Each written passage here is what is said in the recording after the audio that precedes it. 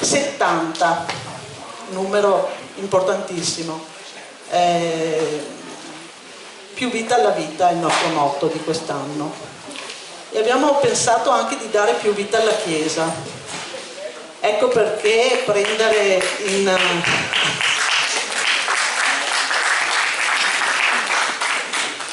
Giusto, Don?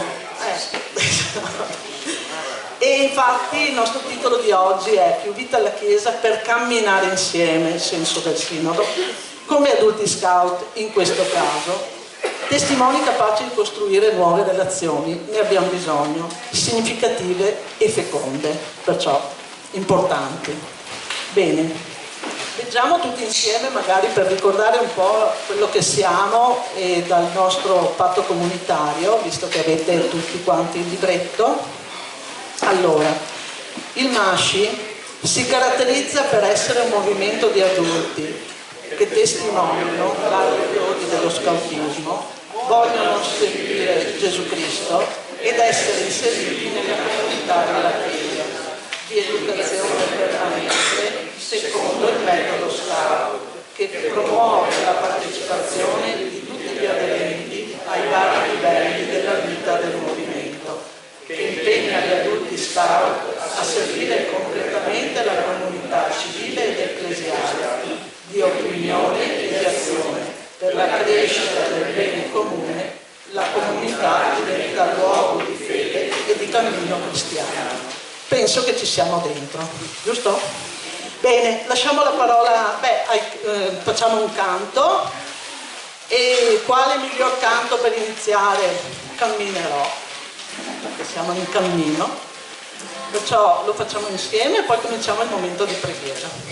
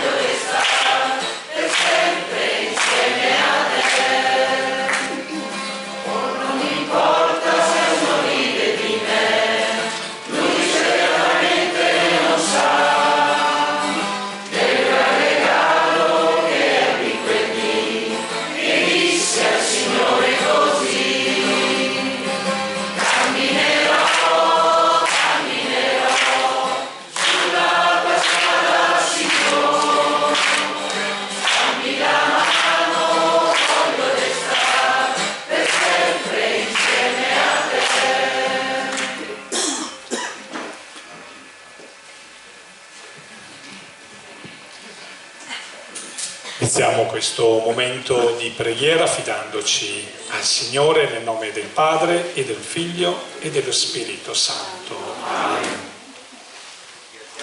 Dal Vangelo secondo Giovanni. In quel tempo Gesù, alzati gli occhi al cielo, pregò dicendo: non prego solo per questi, ma anche per quelli che crederanno in me mediante la loro parola, perché tutti siano una sola cosa, come tu, Padre, sei in me e io in te, siano anch'essi in noi, perché il mondo creda che tu mi hai mandato. E la gloria che tu hai dato a me, io l'ho data a loro, perché siano una sola cosa come noi siamo una sola cosa.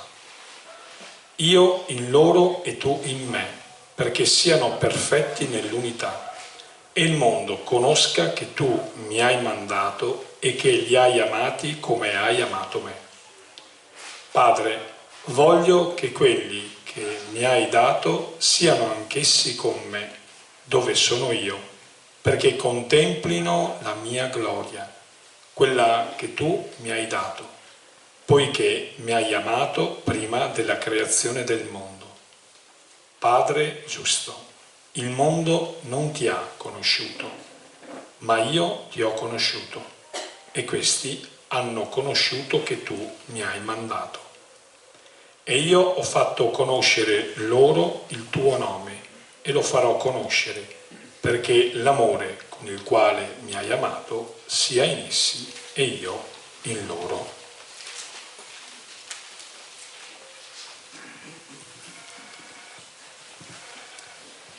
Dal commento di Don Luigi Maria Picocco. Non prego solo per questi, ma anche per quelli che crederanno in me mediante la loro parola, perché tutti siano una sola cosa, come tu, Padre, sei in me e io in te. Siano anch'essi di noi, perché il mondo creda che tu mi hai mandato. È bello sapere che Gesù, secoli e secoli prima che io nascessi, si preoccupava già di me.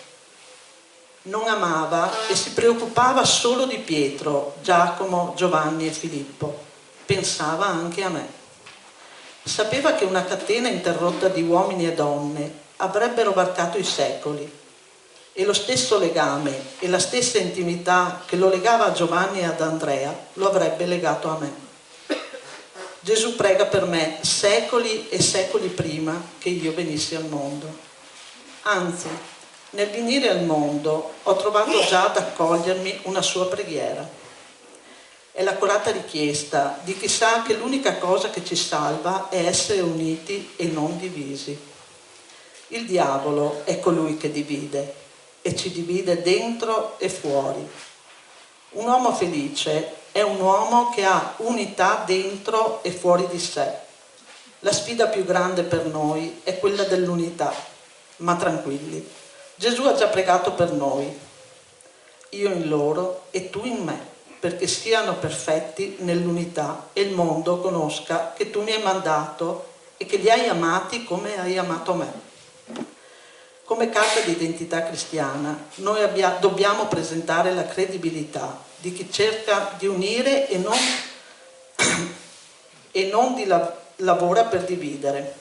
In un mondo che vuole dividerci perché da divisi siamo meglio manovrabili, noi dobbiamo trovare strategie di unità.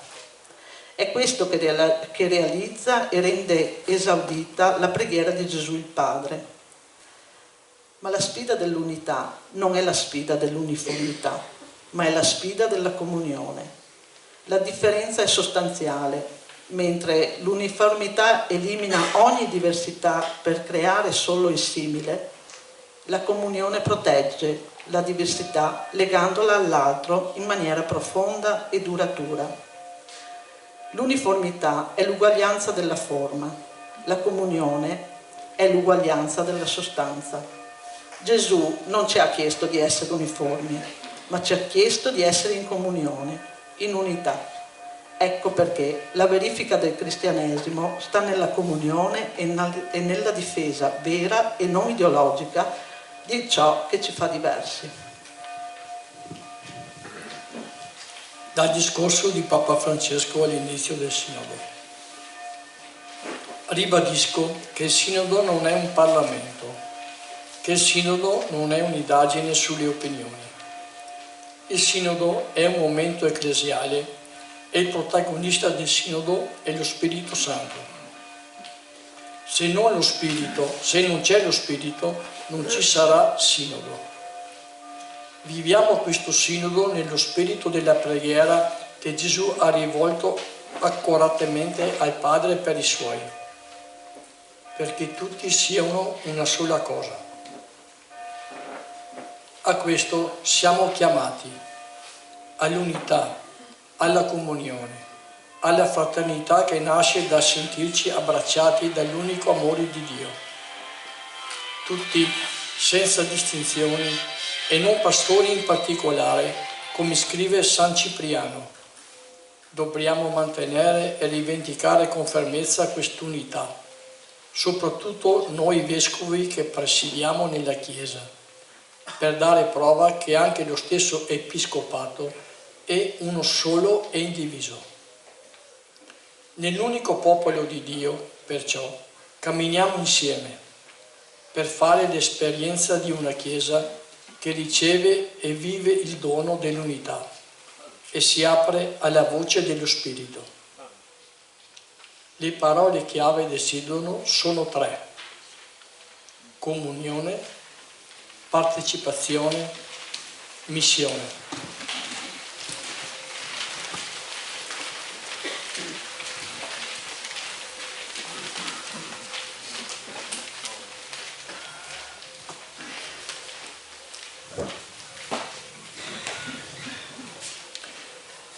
Concludiamo questo momento di preghiera. Ecco, se seguiamo il libretto, abbiamo questa antica preghiera di San Isidoro, che è ancora del VI secolo, la preghiera che Isidoro aveva scritto, che è stata usata poi spesso proprio all'inizio di concili, di sinodi, ecco, un po' ovviamente rivista, tradotta dal latino e portata all'italiano. Ecco, la vogliamo leggere, ecco, insieme, in modo tale che possiamo in questa maniera invocare lo Spirito Santo. Oggi, in questo incontro in cui tratteremo il tema del Sinodo, Papa Francesco è stato molto chiaro. Ecco, siamo chiamati ad invocare lo Spirito perché sia Lui ad accompagnarci in questo cammino, possiamo dire, di unità, ecco, perché è fondamentale l'unità. Il Signore non ci chiama a salvarci personalmente, ma a salvarci proprio tutti insieme, in unità. Ecco, con questa certezza preghiamo, ecco, questa preghiera. Siamo qui dinanzi a te, Spirito Santo. Siamo tutti riuniti nel tuo nome. Vieni a noi, assistici, scendi nei nostri cuori. Insegnaci tu ciò che dobbiamo fare.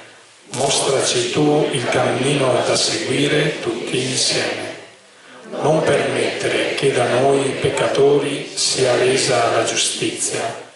Non ci faccia sviare l'ignoranza. Non ci renda parziali l'umana simpatia. Perché siamo una sola cosa in te e in nulla ci discostiamo dalla verità.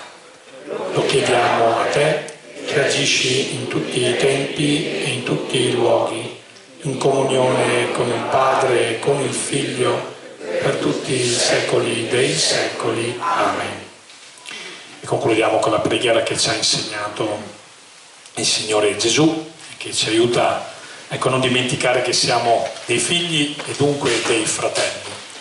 Padre nostro che sei nei cieli, sia santificato il tuo nome. Venga il tuo regno, sia fatta la tua volontà, come in cielo e così in terra. Dacci oggi il nostro pane quotidiano e rimetti a noi i nostri debiti, come anche noi li rimettiamo ai nostri debitori. E non abbandonarci alla tentazione, ma liberaci dal male. Amen. Nel nome del Padre e del Figlio e dello Spirito Santo. Amen.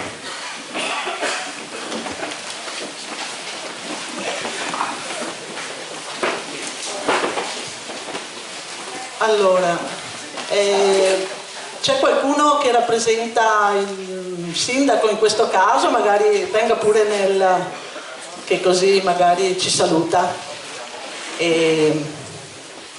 Eccoci qua. Piacere, Vania. Buongiorno a tutti, io vi porto i saluti dell'amministrazione comunale, del sindaco, della giunta e di tutto il consiglio comunale. Sono l'assessore Giorgio Crepaldi. Mi fa anche molto piacere essere qua a portarvi questo saluto perché anch'io ero scout, ho fatto i gruppetti e ho fatto il reparto, quindi ci tenevo particolarmente a venirvi a salutare a farvi un augurio di una giornata molto proficua e molto interessante, al di là di quelli che sono i temi trattati, che sicuramente sono molto profondi e molto importanti. Ci tenevo proprio a portare quello che è il saluto e a confermare che quelli che sono i valori dello scautismo, che voi conoscete ovviamente meglio di me, sono dei valori insomma che dovrebbero essere portati in tutti gli aspetti della vita quotidiana e soprattutto anche in quella che è la politica intesa con la P maiuscola, ossia quello di comunità, di confrontarsi, magari anche avendo delle... si sente? Magari anche avendo delle idee differenti, però mirando a tutti a quello che è l'obiettivo finale, l'ho sentito prima che è stato detto, no? Quello che è il bene comune, il miglior modo per gestire le comunità. Quindi io vi faccio davvero tanti auguri e tanti complimenti per questa importante mattinata e concludo molto brevemente con viva gli scout, che ci sta sempre. Allora, io vorrei intanto un pensiero per l'amministrazione, ci contiamo però di trovarci magari in un altro contesto, magari non del comune ma nel MASCI, magari potresti diventare amico nostro. Ok? Semmai, cioè ragazzi, sviluppo, Bene. Intanto non mi ricordo, Giulia, capogruppo immagino dell'Adria 1, e ci dirà anche lei 2 parole. Allora, buongiorno e benvenuti a tutti quanti. Io sono Giulia Zanirato e sono qui in rappresentanza del gruppo Agesci di Adria e parlo appunto a nome di tutto il gruppo dandovi il benvenuto. Siamo molto contenti insomma di avervi qui ad Adria come rappresentanza del MASCI. Oggi ci è stato chiesto di collaborare con voi nella realizzazione di questa vostra giornata e nel realizzare 3 momenti di ristoro, okay? Per voi, che appunto il primo è stato qui all'accoglienza e poi ce ne sarà uno a metà mattina e uno dopo pranzo. Oggi è anche per noi Agesci una giornata importante, nel senso che almeno qui nella nostra zona siamo impegnati la branca LC con la caccia di primavera, la branca EG con il San Giorgio e la branca RS con il challenge. I fuochi di Pentecoste sono fra 2 settimane. Quindi non ci vedete in tanti proprio per questo, perché insomma la maggior parte della comunità sta seguendo i ragazzi. Però siamo qui appunto in una rappresentanza proprio per essere presenti in questo momento che per voi è importante e con gioia insomma partecipiamo a questa vostra giornata. Come sapete le comunità Agesci insomma piangono sempre, quest'anno noi dobbiamo acquistare la palleria nuova per la branca EG e riparare diverse tende. Per cui vi chiediamo insomma di essere generosi e niente, insomma, buona giornata e buon lavoro, sono sicura che lo sarete.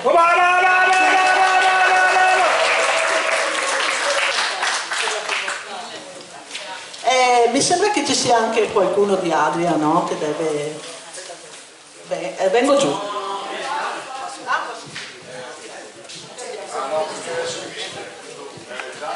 Buongiorno a tutti, sono Fiorella Libanoro del Centro Studi Agnese Baggio di Adria e porto il saluto anche di Giovanella Baggio che non ho potuto essere presente per altri impegni, non poteva disdire, e che vi saluto tutti quanti.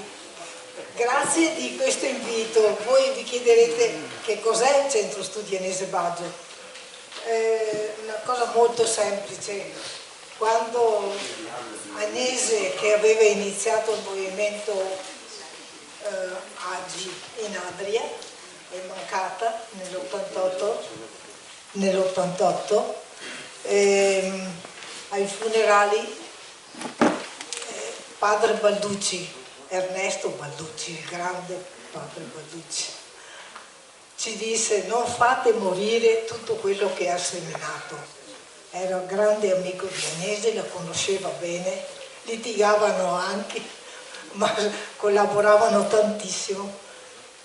E così noi pianino l'anno dopo, riflettendo molto con altri amici, i parenti della famiglia, abbiamo pensato di creare questo centro studi che portasse avanti tutte le tematiche che nel tempo Agnese aveva affrontato, soprattutto quello dell'identità femminile, della cultura femminile, della psicologia femminile.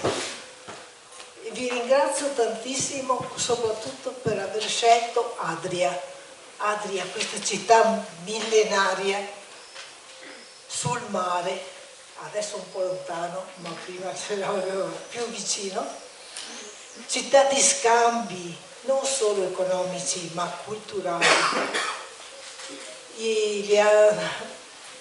I ricercatori, quando trovano un terreno e trovano ancora tantissimo, c'è tanto da scavare ancora a Adria, trovano le tombe una accanto all'altra e sono tombe di popoli diversi,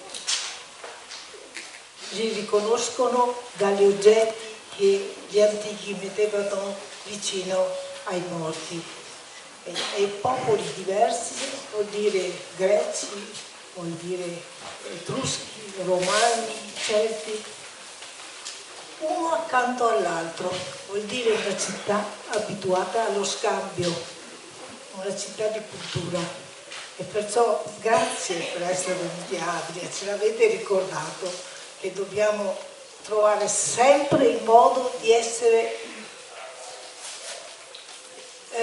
come posso dire, fratelli. Forse loro si chiamavano in maniera diversa, ma noi siamo dello stesso sangue, tu e Dio, dice nel libro della giungla, no? Questa sensazione di fraternità mondiale ha sempre accompagnato lo scautismo. Mio marito in una ricerca che ha fatto nella sua scuola magistrale con una classe ha trovato in archivio un documento intestato, su carta intestata della scuola, col simbolismo anche tipico del JEI, un documento che invitava un certo numero di persone, fate conto tipo una nostra comunità capi, a una riunione la sera, erano gli anni 20 e Adria aveva, perciò già testimoniando sui documenti, aveva un gruppo scout, probabilmente uno dei primissimi gruppi nati in Italia. Adria ce l'aveva, aveva alle antenne Adria, vuole essere amica di tutti. E così oggi il centro studi lavora utilizzando mediatori linguistici di lingua madre che ci siamo allevati noi con dopo scuola interculturale. Lavora perché i bambini della scuola dell'obbligo, bambini stranieri, si sentano uguali agli altri. Alcuni di loro sono, vi assicuro, bambini eccezionali, splendidi bambini. No, non voglio dire che i nostri non lo siano, sono come, però è una gioia vederli aprirsi alla vita in un contesto accogliente e questo è molto importante per noi. Pensiamo che sia il futuro del mondo questo. E vi sono grata oggi di averci invitato. Abbiamo portato tanti libri di Agnese. Agnese aveva fatto un'esperienza scout molto forte nel collegio del Poggio Imperiale di Firenze, dove studiava. Negli anni dell'inizio del fascismo. Questa parola, confesso, che mi fa un po' tremare dentro.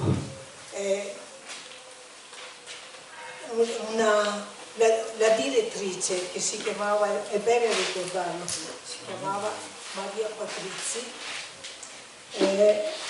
veniva dall'estero e aveva iniziato dentro il collegio, al sabato e alla domenica, un'attività di un reparto di guide. Agnese non ha mai dimenticato questa esperienza. Sul suo comodino aveva il libro in inglese, Werner Gaudenk, e di Olaf Baden-Powell, e il libro Pensieri di Pascal. Se li è sempre tenuti sul comodino anche quando ormai era un'adulta, perché il reparto durò pochissimo. Qualcuno denunciò la presenza di questa attività e la direttrice fu licenziata nel giro di 24 ore. Ma Maria Patuzzi, che deve aver conosciuto il buddismo non so come, viaggiava molto probabilmente in Inghilterra, l'ha pagato cara, però ci ha donato Agnese, che è stata una guida splendida per noi e che non ha mai dimenticato la sua breve esperienza scout di Firenze. E un'altra donna voglio ricordare, altrimenti non avremmo le Aquile Randaggi, Romilda Dal Prato, che ha protetto la squadriglietta delle Aquile Randaggi in Valconera, dove lei abitava in una piccola casa e dove conosceva tutti gli anfratti della roccia, dove le Aquile Randaggi nascondevano i libri di scout, il materiale per sopravvivere, poco mangiare, e ha protetto queste squadriglie.